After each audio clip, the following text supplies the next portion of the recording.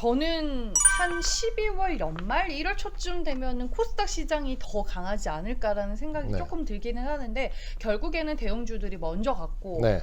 그 뒤를 낙수 효과를 받은 이제 중소형주들이 결국에는 갈 수밖에 없다라는 좀 논리인 거예요. 낙수 효과까지는 아니지만 네. 약간의 시간차 이렇게 보는 게 좀 좋지 않을까 좀 생각이 앞서거니 들고. 뒤서거니 이 정도 차이인 거예요. 그런 이제 이유가 몇 가지 있는데 코스닥은 저는 그 동시만기 이후부터는 굉장히 좀 하락의 압력도 좀 있어 보여요. 그러니까 저는 거래소는 기간 조정으로 보는데 코스닥은 좀 하락의 압력이 있을 걸로 보는 이유는 몇 가지가 있습니다. 첫 번째는 일단 외국인은 동시만기를 기점으로 거의 북클로징을 해요. 그러니까 올해의 영업을 마무리하는 이제 그런 시기가 보통은 이제 12월 동시만기에 거의 이제 일어나. 그 보시면 아시겠지만 매년 이 동시만기 이후에는 거래 대금이 엄청나게 줄어요. 뭐 선물도 그렇고 이런 파생 시장도 그렇고. 네. 근데 올해도 크게 다를 것 같지는 않다라는 생각이 들고 기관들은 코스닥보다는 코스피 쪽에 배당 차익 거래라는 거를 실시합니다. 자기들이 지금 코스닥에서 계속 매도가 나오는 이유는 그 돈을 모아가지고 코스피의 배당 차익 거래라는 걸 하는데 배당 차익 거래라는 게 뭐냐면 코스피 선물 같은 경우에는 배당금을 감안을 해둔 그런 이제 스코어가 나오는 거고 네. 현물은 배당금이 아직 그 주가에 녹아 있지 않잖아요. 네. 그래서 12월 달은 그 한 달 동안에 선물은 비싸고 현물이 싼 이제 그런 상태가 유지가 됩니다. 그렇다 보니까 비싼 선물을 팔고 싼 현물을 사는 이제 그런 양상으로 기관들이 한 달에 한 3% 먹기, 4% 먹기를 진행을 해요.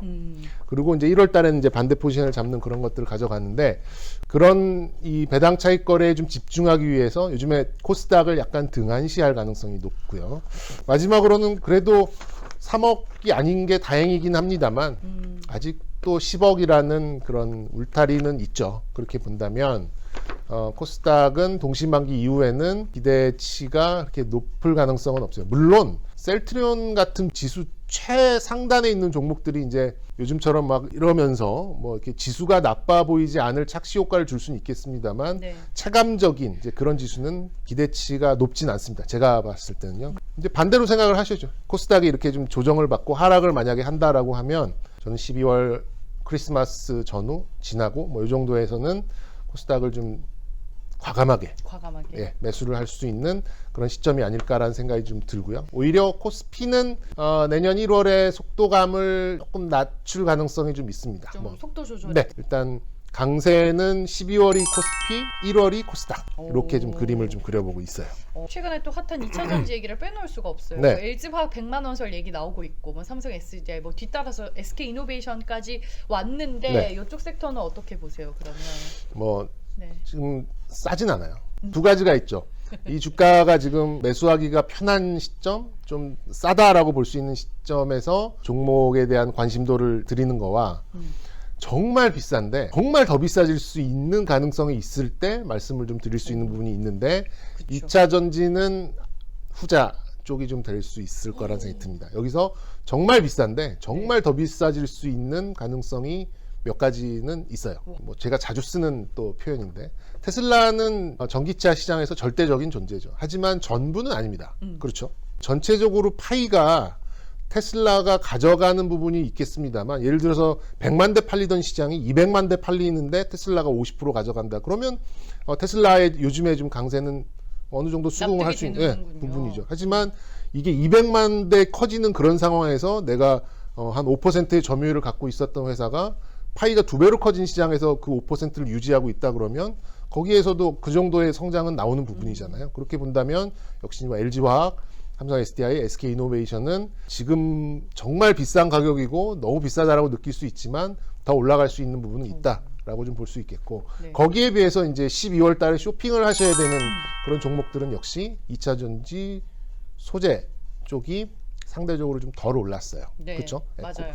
뭐 다들 아시는 종목들입니다. 그 바로 아랫단에 있는 뭐 음극재, 양극재고 뭐 전해질이고 뭐 이런 거 상관없이 네. 그 관련된 종목들은 다 함께 자극을 받을 가능성이 좀 있다고 보고 그 쇼핑 기간은 아까 말씀드렸듯이 코스닥이 좀 조정을 받는 그 기간을 이용하시면 더 좋을 것 같아요. 그래서 에코프로 BM도 그렇고 뭐 LNF도 그렇고 포스코 케미칼도 그렇고 뭐 이런 양극재, 음극재 관련된 종목들. 그리고 저 개인적으로는 궁극적으로는 동박 회사가 굉장히 오랫동안 좋을 가능성이 있다라고 봐요. 그러니까 일렉 포일, 동박, 전지박 뭐 다 같은 말이죠. 그러니까 이제 우리가 아는 그 호일을 그거보다 더 얇게 해가지고 이제 음극재로 좀 사용되는 그런 부분인데 결국에는 메모리 반도체처럼 그 소재 가장 아랫단에서 계속해서 그게 좀 사용될 많이 쓰이는 게 결국 누가 하던 간에 네. 이제 쓸 수밖에 없지 않나라는 생각이 들고 그런 면에서 봤을 때 개인적으로 동박업체의 탑픽은 SKC를 좀 뽑고 싶고요. SKC는 이거 외에도 다른 소재도 많이 하고 있고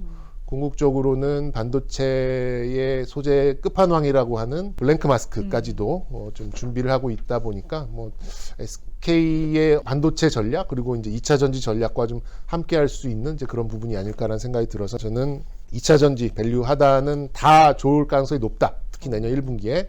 근데 개인적으로는 동박 업체들을 조금 더 선호를 갖고 있다. 만약에 내년 1분기에 소재도 잘 나가고 이 완성품 업체도 잘 나가는 상황이 온다 그러면 그때는 순환매적으로 이제 2차 전지 장비 쪽으로 생산 장비 쪽으로 흘러갈 가능성은 있는데 그거는 나중에 다시 한번 불러주시면 그때 한번 정리 다시 알겠습니다. 드리도록 하겠습니다. 아니 이게 코스닥이 또 가려면은 뭐 반도체도 중요하지만 결국에는 가장 많은 비중을 차지하는 게 제약 바이오이도 하잖아요. 그 말씀을 또 많이들 하시던데 요즘에 워낙 코로나19 치료제 그리고 백신에 가려져 있는 종목들이 그쵸. 또 많은 것 같아서 우리가 이쪽에서 또 재발견할 만한 종목이 있을까요? 일단 바이오는 회사 사람도 잘 몰라요. 너무 네, 어려워요. 그분들은 모르고 저 같은 사람이 알 수도 없죠. 그래서 약간 민간 신앙 같은 이제서야 저제서야 언제서 재림하실까 하는 그런 민간 신앙 같은 분들이 상당히 많이 계십니다. 저는 뭐 바이오에 있어서는 주린이 분들하고 뭐 저 16, 17년 된 저라고 크게 다르지 않다라고 봐요. 맞아요. 그렇게 봤을 때 그 같은 눈높이로 좀 바라볼 수 있는 부분이 어디냐라고 생각했을 때는 개인적으로는 이중항체 쪽을 좀 보고 싶어요. 그 관련된 종목들은 대표적으로는 뭐 ABL 바이오가 있고요, 뭐 에클론도 있고, 뭐 펩트론도 있고, 뭐 올릭스 뭐 이런 종목들이 이중항체라고 볼 수 있는데 옛날에는 이제 항암 치료 받으면 사람이 너무 고통받잖아요. 그렇죠. 그렇죠. 그러니까 이게 암세포뿐만 아니라 주변의 조직도 다 파괴를 하다 보니까 사람이 너무 힘들어지는 상황이 오다 보니 한 단계 진화한 게 뭐였냐면 이제 표적 항암제라는 게 나옵니다. 네. 표적 항암제라는 게 나와서 그 부작용을 좀 줄이려고 하는 그 암세포만 그렇죠. 집중적으로 공격하는 맞습니다. 거죠. 네. 그리고 이제 그 다음에 나오는 게 부작용을 더 줄이기 위해서 면역 항암제라는 걸로 이제 진화를 하게 돼요. 그래서 네. 이제 글로벌 파마라고 불리는 제약사들이 지금 현재 임상 3상 그리고 일부 상용화되고 하는 부분이 이제 면역 항암제 쪽이에요. 그러면 여기서 한 단계 좀 진화된 부분이 이제 이중항체라는 쪽인데 뭐 좀 어렵게 말씀드렸습니다만 아, 그래도 이중항체는 쉬워요, 이 정도면. 네, 이중항체라는 거는 이렇게 Y자로 생겼다라고 했잖아요. 그래서 한쪽에는 쉽게 설명을 드리면 레이더라고 보면 되겠고 한쪽은 미사일이라고 보면 됩니다. 그래서 그 암을 표적 정확하게 좀 찾아가 가지고 한쪽에 있는 그 표적 항암제가 역할을 하면 면역 항암제가 미사일처럼 공격을 해가지고 암을 좀 박멸시키는 그런 이제 작동 원리로 가고 있거든요. 요것이 이제 암뿐만 아니라 뭐 치매 뭐 네. 이런 쪽으로 좀 넓혀져 가고 있는데 그래서 아직까지는 약간 오버 테크놀로지다라는 얘기가 있습니다만 이 글로벌 파마들이 병용 투여를 하기 시작합니다. 우리가 지금 하고 있는 면역 항암제에다가 이 이중항체에 관련된 이런 약물을 썼을 때 얼만큼 개선이 되는가 이런 것들이 지금 일상이 끝나가는 단계예요. 네. 그러면 아마도 내년에 암학회나 뭐 이럴 때 이런 결과들이 나올 가능성이 좀 높다라고 생각이 들거든요. 그러면 지금 이제 이렇게 올랐다가 이렇게 누워 있어요. 이중항체 종목들이 네. 아까 말씀드렸던 그런 종목들이 저는 내년 1월 달 정도 뭐 늦어도 2월 달 정도는 몇몇 종목들이 좋은 결과를 내면서 한번 여러분들의 그 세포를 자극시킬 만한 그런 좀 상승이 한번 빵빵 나올 거라고 좀 생각이 좀 들고 그 관련된 종목으로서는 ABL 바이오와 에클론이라는 종목을 개인적으로는 아주 좀 좋게 보고 있습니다. 근데 그 종목들 말씀드렸듯이 주린이 분들이나 저나 크게 다르지 않아요. 예, 거기에 대한 믿음, 여기에서 조금 개량된 데이터가 나온다라고 하면 글로벌 파마사에서는 그 이제 이중항체 약물을 기술 수출, 라이센스 아웃을 할 가능성이 좀 높아진다라는 기대감으로 가는 거기 때문에 제약 바이오들 중에서도 지금 코스닥 저렇게 높게 올라가 있는 종목들보다는 이중항체 관련된 종목들이 조금 관심을 받을 가능성이 높고 저도 최대한 좀 쉽게 말씀드리려고 했는데 이중항체나 좀 기대를 해보도록 하겠습니다. 뭐 더 보고 있는 게 있을까요? 요거는 원고에는 없습니다만 좀 따끈따끈한 예. 어제 그 네. 컴투스가 외자판호가 나왔어요. 그래서 네. 게임주들을 볼 수 있는 시간이 왔다라고 좀 하는데 저는 사실 뭐 몇몇 분들 아시겠습니다만 게임은 수도쿠밖에 하지 않아요. 수도쿠밖에 하진 않습니다만 그동안의 게임주들은 레트로 감성으로 상승을 했어요. 레트로 감성이라 하면 뭐 리니지, 아, 예전부터 있었던 뭐 뮤, 게임들. 예, 그렇죠. 미르, 뭐 이런 뭐 블레스 정말 오래된 그런 게임 IP들이 모바일로 옮겨오면서 옛날에 그 코 묻은 돈으로 엄마 몰래 PC방 갔던 고등학생들이 지금은 뭐 20, 30대, 30, 40대가 돼 있잖아요. 이제 구매력도 좀 있는 분들이고 그런 분들이 모바일에 돈을 쓰면서 그 종목들이 뭐 일평균 매출이 뭐 10수억씩 나오는 게임으로 진화를 하면서 강세가 나왔었는데 이제 그게 중국 쪽으로 열린다라고 하면 굉장한 편승 효과가 있다라고 좀 생각이 들고요. 지금 많이 오른 게임주들을 말씀드리기는 좀 그렇고 지금 그렇죠. 공략 가능한 종목으로 좀 압축을 드리자면 세 가지를 말씀드리고 싶은데 첫 번째는 컴투스, 두 번째는 펄어비스, 마지막으로는 네오이즈 이렇게 말씀드리고 싶어요.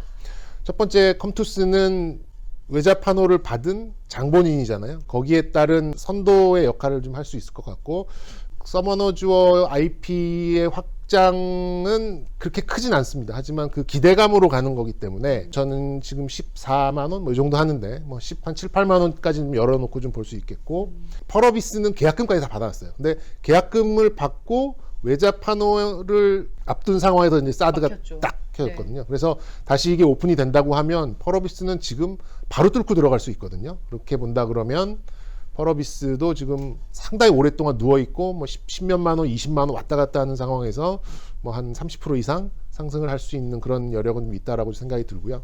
네오이즈 같은 경우는 이제 블레스라는 IP를 좀 가지고 있는데 그동안은 우리 게임사들이 직접 이런 외자판호를 받지 못하다 보니까 네.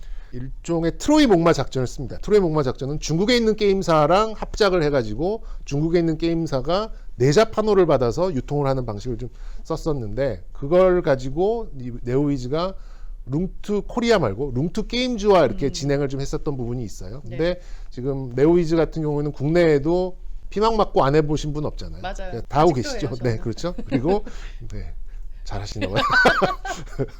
근데 그 네오이즈 같은 경우는 그 블레스라는 IP도 굉장히 확장성이 있는 IP입니다. 뭐 그렇게 본다 그러면 판호를 좀 직접적으로 갈 가능성이 좀 높지 않을까 하는 생각이 들어서 일단은 요 세 종목 하나 더 한다면 M 게임 정도 열혈 가고 M 게임 정도 이렇게 좀 보시는 게 어떨까라고 말씀드리고 싶고요. 아직까지 움직이지 않은 쪽에서 기회를 찾으셔야 돼요. 오늘 썸네일이 딱 나왔어요. 코스닥에서 쇼핑할 만한 종목. 아, 네. 네. 아주 또 신선하게 게임주들까지 얘기를 해주셨습니다. 개인 투자자분들께 이제 연말 증시를 앞두고 좀 조언을 해주시면 좋을 것 같아요. 요즘에 뭐 정말 주식 안 하시는 분들 없고 좀 팁을 드리자면요. 팁을 드리자면 뭐 제목도 썼죠. 인간의 욕심은 끝이 없고 네, 네. 똑같은 실수를 반복한다라는 부분이 있는데 네. 아까 말씀드렸듯이 첫 번째는 따라가는 매매하지 마세요. 오늘 뭐 어제 5%, 6% 오른 종목 오늘도 좋을 거야라고 물론 좋을 수도 있겠습니다만 그렇게 접근하면은 승률이 그렇게 높지도 않을 뿐더러 수익률이 생각보다 그렇게 좋지는 않습니다. 그러니까 좀 네.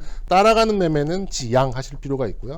만약에 지금 갖고 계신 종목이 있다면 단기 종목, 중기 종목, 장기 종목을 확연하게 구분을 짓는 게 좋습니다. 요거는 그냥 끌고 갈 종목, 요거는 내 생각대로 움직이지 않는다라고 하면 과감하게 버리는 전략도 좀 필요할 것 같고 중기적으로 움직이는 종목에 대해서는 언제까지 어떤 호재가 있으니 이때까지는 끌고 가겠다. 뭐 이런 좀 전략이 확실하게 좀 서 있어야 될 것 같아요. 그리고 물타기 하지 마시고 레버리지 줄이시고 네. 번 돈은 좀 챙기셨으면 좋겠어요. 그러니까 내가 예를 들어서 100만 원을 투자해서 110만 원이 됐는데 그거를 똘똘마리 해서 또 원금으로 들어가시는 것보다는 네. 그 한 뭐 10만 원까지는 아니더라도 한 5만 원 정도는 좀 챙겨 두시고 나머지를 가지고 다시 이렇게 하시는 게 좋지. 이게 계속 똘똘똘똘 말려가다가 거기다 레버리지까지 써다가 그걸 가지고 물까지 타고 이러면 결국에는 빵 아무것도 없어지거든요. 네. 그리고 주린이 분도 계실 것 같으니까 주식 투자를 해서 여러분들의 자아 실현을 하겠다라고 하는 거는 저는 옳지 못하고 봅니다. 그래서 주식은 남들 벌 때 조금 더 벌고